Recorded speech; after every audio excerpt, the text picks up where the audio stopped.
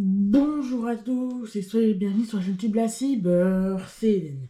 Aujourd'hui, je vais vous montrer comment mettre à jour le BIOS de sa carte mère.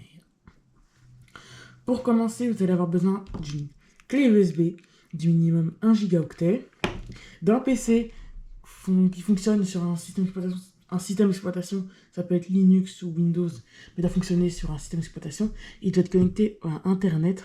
Ça peut être via une carte avec une clé USB Wi-Fi ou une carte Wi-Fi comme ça, comme dans l'ordi, ou avec un câble Ethernet, puis il doit être connecté au réseau et il doit aller sur Internet. Premièrement, c'est quoi le BIOS? Parce qu'on va mettre à jour le BIOS de sa carte mère, mais si on ne sait pas c'est quoi le BIOS, ben ça va être un peu compliqué de savoir c'est quoi le BIOS. Donc le BIOS pour Basic Input Output System, c'est le premier logiciel de votre carte mère. C'est un logiciel ou un programme qui est il est intégré dans votre carte mère de votre ordinateur. Il se lance automatiquement dès l'allumage de votre ordinateur pour tester tous les composants de votre ordinateur, donc le processeur, la RAM et le dispositif de stockage, un SSD ou un HDD. Puis après, il va charger le système d'exploitation, ça peut être Linux ou Windows. Et il permet de gérer le BIOS au lieu de tester les composants et de savoir qu'est-ce qu'il y a comme composants dans votre ordinateur. Il permet aussi de gérer votre matériel. Donc, par exemple, vous pouvez overclocker votre processeur, sélectionner des disques. Par exemple, si vous voulez démarrer sur une clé USB, vous allez dans le BIOS, vous mettez la clé USB en première et ça démarre dessus. Il peut aussi améliorer votre PC. Par exemple, si votre PC surchauffe, vous pouvez modifier la vitesse des ventilateurs. Vous pouvez un peu overclocker votre RAM grâce au XMP. Mais maintenant, c'est plus vraiment le BIOS, c'est plutôt l'UEFI, donc pour Unified Extensive Firmware Interface. C'est une interface du BIOS qui est beaucoup plus moderne et beaucoup plus facile à utiliser. Par exemple, avant, là, on devait utiliser le clavier avec les flèches. Là, on peut utiliser le trackpad ou une souris pour naviguer dans le BIOS UEFI. Vous pouvez aussi... il permet aussi d'être plus simple. Par exemple, vous pouvez gérer plus facilement le boot menu, modifier les petits ventilateurs. Et il est beaucoup plus simple à voir, mais c'est tout de même un BIOS, donc il faut savoir le gérer. Donc, bref. L'UEFI est arrivé dans les PC à partir de début 2010. Et donc voilà, l'UEFI c'est un BIOS, mais plus simple à utiliser avec notamment l'arrivée de la souris. Mais vous pouvez aussi toujours faire avec le clavier. Pour accéder dans le BIOS, il y a plusieurs touches. Il y a la touche Supr ou Delete. Il y a la touche F2 aussi, F10 ou Échappe, ça dépend. Donc bref, le BIOS c'est un programme dans votre carte mère qui permet basiquement d'exploiter votre PC en sachant quels composants vous avez dans le PC et aussi gérer votre matériel avec les ventilateurs, l'overclocking et le XMP. Et il permet aussi les séquences de démarrage en choisissant sur quoi vous voulez démarrer.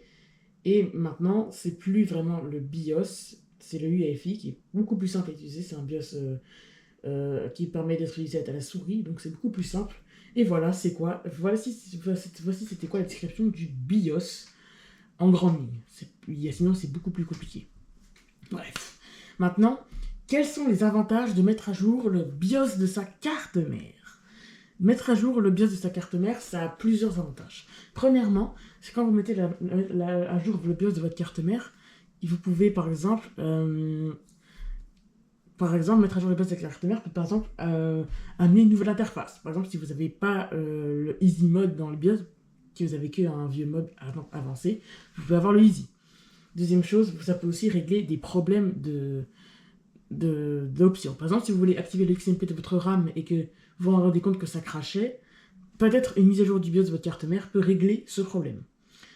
Aussi, vous pouvez peut-être en mettant le jour le BIOS de la carte mère, découvrir de nouvelles fonctionnalités. Par exemple, je l'ai dit, les NCP, peut-être overclocker le processeur et votre carte graphique, ou la gestion de ventilateurs. Vous pouvez aussi, par exemple, juste régler des problèmes. Par exemple, si vous voyez pas votre disque de stockage, ou par exemple des problèmes avec votre RAM ou votre processeur, peut-être une mise à jour du BIOS peut régler tout ça. Ou simplement mettre à jour le BIOS, ça peut tout simple, c'est pas vraiment mettre à jour les BIOS, c'est pas obligé, mais ça peut régler des problèmes. Et vous pouvez aussi mettre à jour le BIOS comme ça, pas pour le plaisir, mais juste pour que votre ordinateur fonctionne encore bien et qu'il soit très utilisable et qu'il marche encore bien. Parce que juste une petite mise à jour peut rien faire, mais ça peut peut-être régler des soucis. Bref, une mise à jour du BIOS corrige toujours des soucis et c'est toujours bénéfique pour votre PC. Mais petite chose, quand vous mettez à jour le BIOS de votre carte mère, par exemple si vous mettez le BIOS par exemple si vous étiez à la mise à jour 310, que vous mettez à jour le BIOS vers la version 311, vous ne pouvez pas revenir à la version 310. Vous devez rester sur la version 311. Vous pouvez même si vous essayez, l'utilitaire de mise à jour va vous dire vous mettez à jour vers une ancienne version, vous ne pouvez pas. Voilà, un truc comme ça. Voilà, donc mettre à jour le BIOS de sa carte mère, si vous mettez vers une nouvelle mise à jour, vous ne pouvez pas revenir à l'ancienne, à l'ancienne version. Donc voilà, une fois que vous savez tout ça, on va mettre à jour le BIOS de la carte mère de cet ordinateur. Donc pour PC portable et PC fixe, c'est à peu près la même technique, hein, on va pas se mentir, c'est quasiment la même chose. Et pour mettre à jour le BIOS de sa carte mère, il va nous falloir un logiciel qui permet de savoir quelle est la référence exacte de votre PC. Il y a plusieurs solutions à ça. Hein. Vous pouvez par exemple installer un logiciel comme HW Info, des logiciels comme ça qui vous donnent le nom de votre PC, dont la carte mère, certainement. Puis le nom de vos posant, mais nous, ce qui nous intéresse, c'est la carte mère. Donc vous pouvez essayer d'aller dans le BIOS pour savoir c'est quoi le nom de votre carte mère. Vous pouvez aussi aller dans le paramètre Windows pour savoir c'est quoi le nom de votre PC, votre carte mère. Installer un logiciel comme CPUZ, HW-Info, OCCT. Tous ces programmes vous donnent des informations certainement sur la carte mère. Bref, donc il y a plusieurs techniques pour savoir le nom de votre carte mère, et moi je vais faire avec ça CPUZ. Donc vous installez un logiciel que vous faites avec le BIOS ou avec les paramètres Windows. Vous pouvez faire comme ça, mais moi je vais faire avec CPUZ, et donc avec CPUZ, je vais ouvrir le logiciel et voilà c'est quoi CPUZ. CPUZ c'est un programme qui permet d'avoir des infos sur votre PC. Là c'est le processeur, la carte mère, la mémoire, donc la RAM quoi. Ça c'est pour savoir la mémoire, on peut voir que c'est la SK Hynix à 5100 MHz de base, mais à 2800. Vous pouvez aussi avoir des références sur le slot 1 ou le slot 2. Il n'y a pas de RAM dans le slot 2, donc slot 1. Tout plein de références sur le PC. Après, vous avez pour la carte graphique, bon là, c'est juste la Radeon, mais parce que la RTX n'est pas utilisée. Faire du benchmark et des trucs comme ça. Ça vous donne aussi des informations au niveau du stockage. Là, on peut savoir que c'est un SSD en PCI Express 4.0, supporte 16 Go par seconde, et c'est du x16. Et là, on a le cache des RAM, youpi. Et là, c'est pas de la RAM en dual channel. Oh non. Bref, CPUZ vous donne plein d'informations sur votre PC au niveau de la RAM, SSD et la carte graphique, et vous pouvez aussi faire des benchmarks, mais il vous donne aussi au niveau de la carte mère. Et là, là c'est Motherboard qui nous intéresse. Manufacturer, c'est un Asus Tech Computer INC, c'est-à-dire que c'est Asus qui a fabriqué de la carte mère. Le modèle, c'est la FA506NC. Et le bus spec, c'est le PCI Express 4.0, mais nous, ce qui nous intéresse, c'est juste le modèle de la carte mère et le constructeur. Et en bas, vous avez aussi accès à la version du BIOS. Donc, le fabricant, c'est American Megatrends International LLC. La version, c'est la FA506NC 308. C'est la version du BIOS, ça. Et elle a été installée le 1er août 2025. Donc, c'était il y a quasiment un an. Il me semble que j'ai fait la mise à jour justement ce jour-là. Voilà. Donc, voilà. Donc, nous... Maintenant, vu qu'on sait c'est quoi la référence de votre carte mère, on va devoir ouvrir votre navigateur préféré. Et vous allez devoir taper la référence exacte de votre carte mère. Quand je dis exact, par exemple, si vous avez par exemple une... on va dire...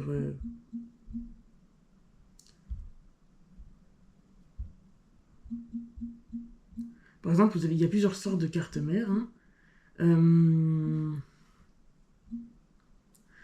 Mais par contre, il faut taper la référence exacte de votre carte mère. Par exemple, si vous avez une Asus ROG Z790, il faudra mettre la référence exacte de la carte mère. Surtout si c'est une Wi-Fi. Par exemple, si vous avez la Asus ROG Strix Z790 Gaming Wi-Fi, il ne faut pas juste mettre Asus ROG Strix Z790. Parce que c'est une version différente.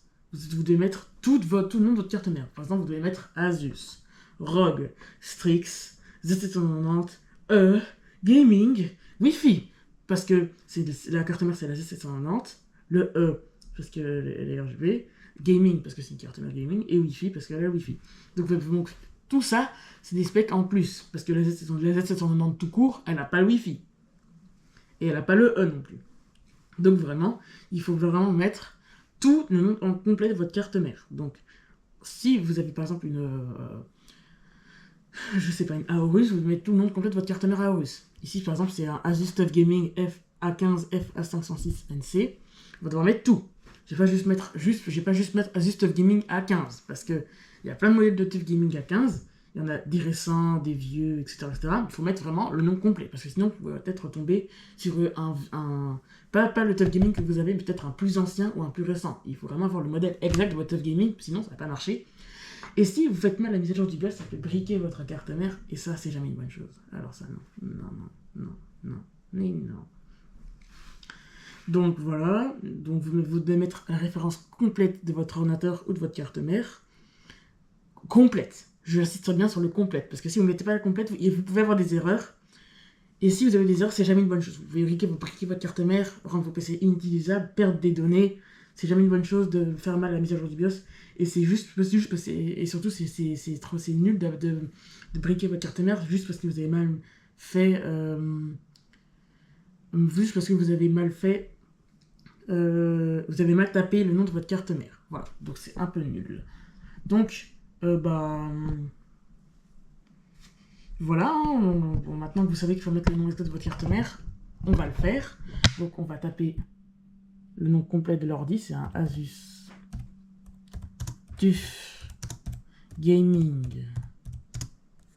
A15. Si vous ne souvenez plus de votre carte mère, vous pouvez regarder sur la boîte, dans le BIOS, dans CPU-Z, dans les paramètres Windows, dans un logiciel de monitoring comme ça. Bref, là je vois que c'est une FA506NC, donc on va mettre FA506NC. Puis après, on va devoir taper support. Enter. Une fois que vous avez tapé ça, c'est très bien parce que comme ça, on va aller sur le site d'Asus. Il faut, par contre, encore une dernière chose, vous devez aller sur le site complet d'Asus. Vous ne devez pas aller sur les sites un peu comme ça, là, ou ça, là. Non, il faut aller sur le site officiel d'Asus. Et vous devez taper absolument le nom de votre console de PC, la gamme, et le nom complet de votre carte mère, puis support. Donc maintenant, on va aller sur le site officiel d'Asus. N'allez pas sur des sites, sur d'autres sites que le site officiel de votre constructeur. Si c'est une Asus ROG, vous allez sur le site Asus ROG. Si c'est une Asus TUF, vous allez sur le site Asus TUF. Là, on arrive dans le site d'Asus. Et on va descendre un peu. Et là, on arrive dans l'onglet Pilote et outils. Si vous êtes dans par exemple, FAQ ou manuel de documents, vous allez aller dans Pilote et outils. Sélectionnez votre système d'exploitation. Là, on est dans Pilote et outils, mais nous, on doit aller dans BIOS et firmware. Une fois qu'on y est, on va descendre.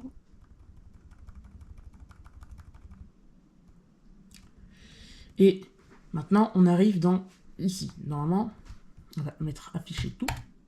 Et donc là, on peut voir la version 308 qui est là, que j'avais fait. La version 307, non 305, 303 même, et 302. Par contre, vous ne devez pas faire les mises à jour antérieures à votre mise à jour à vous. Par exemple, si vous avez la version 305, faites pas la 303. Ou faites la version 308 ou 309. Faites les mises à jour le plus loin possible pour être tranquille. Et par exemple, si votre PC ça peut arriver que votre PC fait la mise à jour du BIOS via le Wi-Fi, parce que si votre PC est connecté au Wi-Fi ou parce que cette carte mère au Wi-Fi, votre PC peut mettre à jour le BIOS lui-même grâce au Wi-Fi automatiquement. Et bien vous allez devoir si vous allez devoir le laisser faire, et ça sert à rien de refaire la même mise à jour, parce que si votre PC a fait la mise à jour 308 à 309 avec le Wi-Fi, ça sert à rien de la refaire avec l'utilitaire comme je vais vous montrer. Donc si votre PC a déjà fait la mise à jour avec le Wi-Fi, arrêtez là la vidéo et revenez la prochaine fois quand il y aura peut-être une nouvelle mise à jour du BIOS. Parce que moi, la 308, c'est le PC qui l'a fait automatiquement avec le Wi-Fi.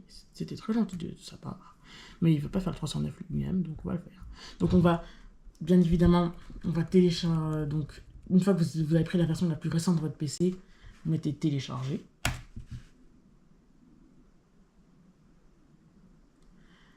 Ça télécharge plutôt rapidement d'ailleurs. On va aller dans l'explorateur de fichiers. Et on va brancher notre clé USB de minimum 1 Go. C'est pas obligé d'être des clés USB, ça peut être une carte micro SD ou un disque dur externe, un dispositif. En tout cas, tant que c'est un dispositif de stockage, ben voilà. Donc là, on branche la clé USB dans un de nos ports USB, bien sûr. C'est pas très drôle, donc voilà, on va là brancher dans le bon sens. Voilà, elle est détectée par Windows, très bonne chose. Et donc, on va aller là, formater. Donc voilà, formater. Ça peut être, c'est recommandé de faire la version FAT32, mais vous pouvez faire soit XFAT ou NTFS, mais c'est recommandé FAT32. Donc voilà, on va faire démarrer. Donc si vous voyez pas FAT32, faites en NTFS. Voilà. Ça formate. En format FAT32. C'est fini. Donc la clé USB est formatée en FAT32. Donc on va fermer, ouvrir l'explorateur encore une fois. On va aller dans le dossier téléchargement. On peut voir le BIOS qui est ici. On va ouvrir le dossier. Et on a accès au fichier. Ce fichier, on va le prendre et le mettre dans la clé USB, lecteur USB-E. Vous pouvez voir, on va le mettre dedans. Go. Ça copie. Plutôt rapidement, parce que la clé USB, ça va plutôt rapide. Voilà, donc on peut aller voir dans ce PC et lecteur USB. Et le fichier BIOS est bien dedans. Et voilà. Et le dossier, vous faites rien, vous ne le compressez pas, l'extrait, vous faites rien du tout, vous allez juste dedans, prenez le fichier BIOS et mettez dedans. Vous fatiguez pas à l'extraire tout, machin, sinon ça va prendre plus de temps et c'est pas trop ce que vous voulez. Et aussi, dernier truc à vous dire, si vous avez un processeur Intel de 13e et 14e génération, vous avez sûrement eu pas mal de problèmes avec votre processeur au niveau de la chauffe. Et une simple mise à jour du BIOS peut régler le problème du PC. Donc par exemple, les processeurs Intel de 13e et 14e génération sont connus pour leurs problèmes de surchauffe et de fréquence trop haute. Donc, il faut mettre la mise à jour minimum la version 128 minimum pour avoir une bonne version. Parce que sinon, vous pouvez encore avoir des problèmes et tout. Donc, mettez... ça doit être minimum la version 128. Et comme une fois que vous avez mis la version... Une fois que la mise à jour du BIOS est faite, tout va être prêt à avoir un processeur Intel qui fonctionne bien, sans avoir des problèmes. Parce que sinon, après, vous allez avoir des problèmes de surchauffe et tout ça. Et ça, c'est pas cool. Surtout quand c'est un processeur quasiment qui est très récent. Donc, ça doit être la mise à jour... ça doit être la version soit OX12F recommandée, OX12B, ça englobe les correctifs de sécurité, et OX129, c'est le premier truc majeur avec les tensions maximales à 1,50 volts pour stopper la dégradation physique des puces. Donc faites bien les mises à jour du BIOS, surtout si vous avez un processeur Intel de 13e et de 14e génération. Ils sont connus pour leur surchauffe et vous avez sûrement dû baver. Donc, une fois que le fichier BIOS est mis dans votre clé USB, on va fermer tout, même ça. Et on va devoir aller dans le BIOS de notre PC. Il y a plusieurs. Voilà. Pour aller dans le BIOS, c'est plutôt simple. Donc on va redémarrer notre PC et on va spammer la touche pour aller dans le BIOS. Ça peut être F2, Shift, ça peut être soit Delete ou F2, F2, F10, ESC, mais nous c'est F2. On spamme la touche au démarrage.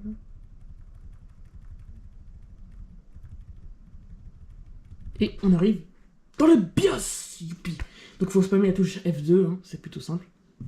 Et bref, une fois que vous y êtes, on peut voir qu'ici on est à la version 308. Et voici à quoi ça ressemble le BIOS. Voilà. Donc, pour faire la mise à jour du BIOS, je vous conseille de brancher votre PC au secteur pour éviter qu'il se décharge. Voilà, il est branché. Si vous avez un PC portable, bien évidemment.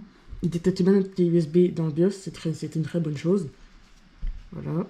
Voici à quoi ça ressemble le BIOS. Là, on est dans le mode Easy qui nous donne plein d'informations sur le PC.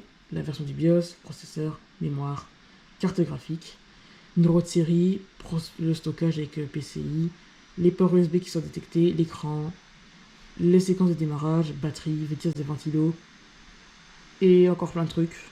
Voilà. Nous, pour faire la mise à jour du BIOS, bizarrement, c'est pas dans le mode Easy, il faut aller dans le mode avancé, donc c'est le mode, il faut appuyer sur la touche F7 ou aller en bas. Voilà, mode avancé. Vous devez aller dans Avancé et vous devez trouver utilitaire Asus EasyFlash 3. Évidemment, ça peut changer des PC, ça peut être des cartes mères, ça peut être Flash, QFlash, EasyFlash. Mais tant que vous voyez Flash dans votre PC, dans ça et utilitaire de mise à jour, c'est peut-être une bonne chose, mais n'hésitez pas à regarder le manuel de votre carte mère pour savoir quel est le nom de l'utilitaire pour faire la mise à jour du BIOS. Moi, c'est EasyFlash 3, donc c'est une très bonne chose, mais si vous avez QFlash, Smart Flash et tout, quand vous regardez dans le manuel de votre carte mère, c'est toujours écrit dedans. Et comme ça, vous savez c'est quoi. Donc là, utilitaire. Donc, il détecte bien ma clé USB de 14 Go, c'est bien, ça fait 16 Go, mais il fait 14 de base. Et donc, là, on est dans le mode, dans l'utilitaire de mise à jour du BIOS. Là, vous avez plusieurs lecteurs. Vous avez le lecteur de 256 mégabits, c'est pas ça. Et le FS2 non plus. Vous devez rechercher le stockage de votre PC. Enfin, le stockage que vous avez fait, vous avez mis la mise à jour du BIOS dedans. Si c'est une clé USB, par exemple, si c'est une clé USB de 64 Go par exemple, vous voyez 62 Go, ça doit être ça. Mais vous devez rechercher quasiment la taille de votre PC, la taille de la capacité de stockage. Donc la carte micro SD, disque dur externe, carte SD, carte micro SD express. Voilà. Donc vous devez rechercher déjà votre support de stockage, puis la taille qui est écrit en mégabits, donc il faut faire x10 pour arriver à la taille. Donc si je fais x10, mes faibles compétences en maths m'aident pas, mais je crois qu'on arrive à 14,7 Go. À peu près. Donc voilà, c'est bien la clé USB est détectée, très bonne chose. Et on va cliquer dessus, voilà. Et là, on peut voir tout ce qu'il y a dedans. Il y a notamment la mise à jour du BIOS 309 qui est détectée dedans. Donc 3 du 10 2025, ça doit être ça. Hein. Et on va cliquer dessus. Souhaitez-vous utiliser ce fichier? On va mettre oui. Voilà. Souhaitez-vous vraiment mettre à jour le BIOS? Information sur le BIOS. Modèle FA506NC, version 309, date 30 octobre 2025. Avertissement, n'éteignez pas ou ne coupez pas l'alimentation externe de votre ordinateur pendant le processus. Le processus peut prendre un certain temps. Donc, quand vous faites la mise à jour du BIOS, évitez les pannes de courant et branchez votre PC pour éviter qu'il se décharge pendant la mise à jour du BIOS. Évitez les pannes de courant, les sauts de tension et tout. Donc, essayez d'avoir un réseau électrique plutôt fiable et si votre PC est branché, bah, ça doit bien fonctionner. Et s'il y a une panne de courant avec votre PC portable, ça va juste aller sur batterie. Il faut juste prier pour pas que la mise à jour dure longtemps si vous avez un PC portable gamer comme moi qui tient pas longtemps sur batterie. Donc nous on va mettre oui. Le système va redémarrer et mettra à jour le BIOS automatiquement après 3 secondes. Bah voilà, c'est bon. Donc vous touchez à rien. On attend. Asus. Voilà, c'est bon. Utilitaire EasyFlash vous permettra de mettre à jour le BIOS. N'éteignez pas votre ordinateur et ne débranchez pas l'alimentation externe pendant la mise à jour. Le processus peut prendre un certain temps. La mise à jour du BIOS démarrera dans 60 secondes. On va mettre oui. mise à jour du BIOS en cours. N'éteignez pas votre ordinateur. Et quand le BIOS se met à jour, vous ne touchez à rien. Vous ne touchez pas au clavier, pas à la clé USB, pas au trackpad. Vous touchez à rien. Mais vraiment, vous touchez à rien du tout. Sinon, si ça crache à ce moment-là, votre PC est foutu et vous ne pouvez plus rien faire. Donc là, on ne touche absolument à rien. Vraiment à rien. Et je vous retrouve dès que ça a chargé, mais vous ne touchez à rien.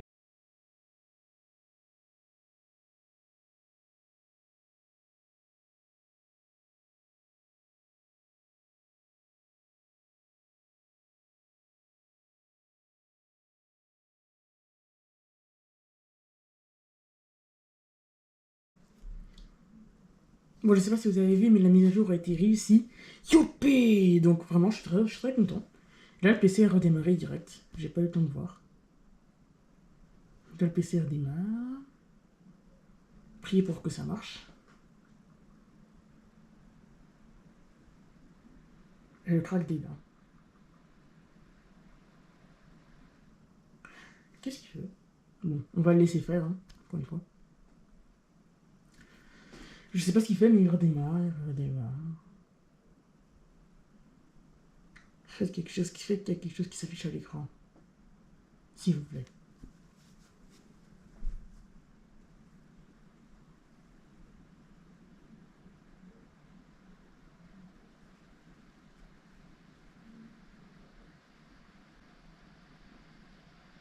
J'ai peur. Yes! Yes! Yes! Yes! Oh, il y a un truc à l'écran. Mais il s'est rééteint. Bon, il se rallume, il se rééteint. Peut-être que c'est normal.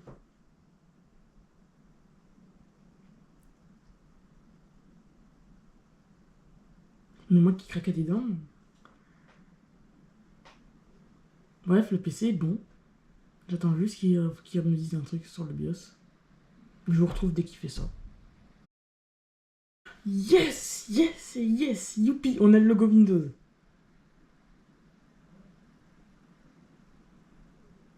Si on arrive sur Windows, c'est trop cool. On est sur Windows 11. Yes! La mise à jour est bonne. On peut débrancher la clé USB. Et...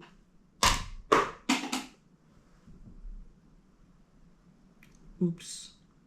J'ai peut-être un peu cassé. Bref. Le PC marche. On va ouvrir CPUZ. Direct. Ah, je suis trop content. J'ai fait la mise à jour du BIOS dans mon PC. Voilà. Et là, on s'en fout du processeur. Donc là, on peut voir que si on descend, American Megatrain International LLC, version F à 506 309, date 30 octobre 2025. Toen.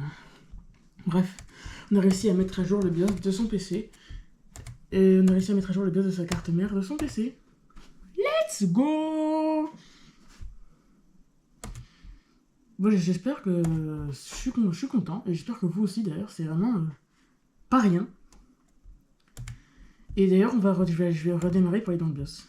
Donc on va aller dans le BIOS pour voir si tout va bien.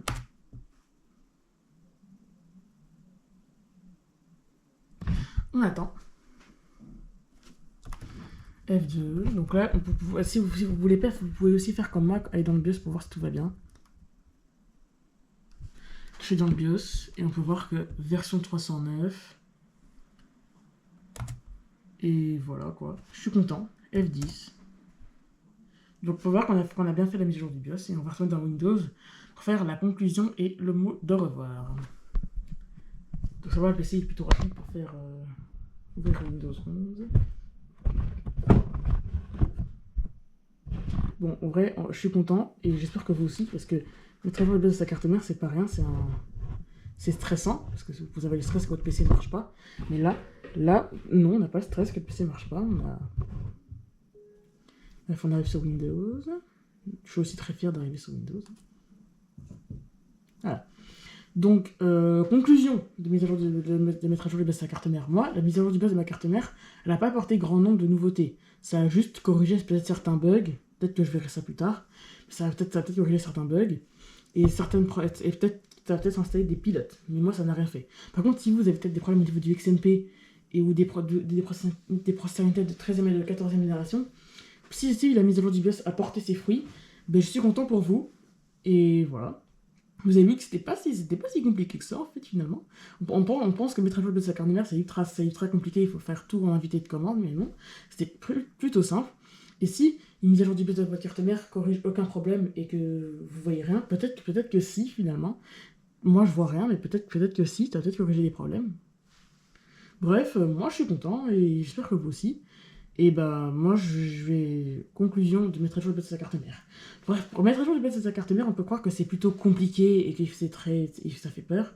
C'est un peu stressant que votre PC marche pas, mais que votre PC redémarre pas après la mise à jour du BIOS de sa carte mère. Mais si vous avez un courant électrique qui marche plutôt bien et une clé USB qui n'est pas trop piratée et un.